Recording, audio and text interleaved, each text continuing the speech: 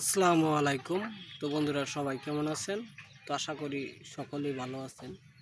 তো আজকে আপনাদের মাঝে নতুন আরেকটি ব্লগ ভিডিও নিয়ে আসলাম। তো আজকের ব্লগটি হচ্ছে লিচু বাগান আপনারা কিভাবে তৈরি করবেন তা নিয়ে কিন্তু আজকের ব্লগ ভিডিও। তো আমার ক্যামেরার সামনে আপনারা দেখতেই পারতেছেন এটি একটি লিচু গাছ। তো লিচু গাছটি চারা কিনেছিলাম 50 টাকা দিয়ে।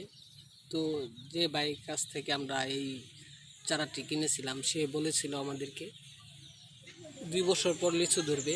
তো লিচু গাছটি দেখতে আসেন, এই গুঁড়াটি দেখাবো আপনাদেরকে। তো গুঁড়া আমি কিভাবে প্রয়োগ করেছি, এখানে ডাল রয়েছে, 3টি ডাল রয়েছে, 4-5টি। তো এই যে দেখতে আসেন লিচু পাতা রয়েছে। তো আগামীতে লিচু ধরবে। তো আমি আমার এই লিচু বাগানে অনেকটি লিচু গাছ লাগিয়েছি। তো আপনারাও চাইলে এই লিচু বাগান তৈরি করতে পারবেন। তো ডাল দেখতে পারতেছেন, ছোট্ট একটি গাছ। তো 1 বছর পরে লিচু ধরবে সে আমাদেরকে বলে দিয়েছে। তো যে সকল বন্ধুরা এই ধরনের লিচু বাগান তৈরি করতে চান তারা কিন্তু অবশ্যই আমাদের চ্যানেলটিকে আগে সাবস্ক্রাইব করে যাবেন, লাইক করবেন, কমেন্ট করতে ভুলবেন না। তো আপনাদেরকে আমরা বলবো, তো লিচু বাগান তৈরি করতে গেলে কি করতে হয়। তো প্রথম অবস্থায় মাটি নরম রাখতে হবে। নরম থাকলে অবশ্যই লিচু গাছটি তাড়াতাড়ি বড় হবে। তো লিচু গাছে অনেক পরিমাণ লিচু ধরবে। যত মাটি নরম থাকবে তত আপনাদের লিচু গাছে লিচুর পরিমাণটা বেশি হবে। তো অবশ্যই কিন্তু সার প্রয়োগ করতে হবে এই লিচু গাছে।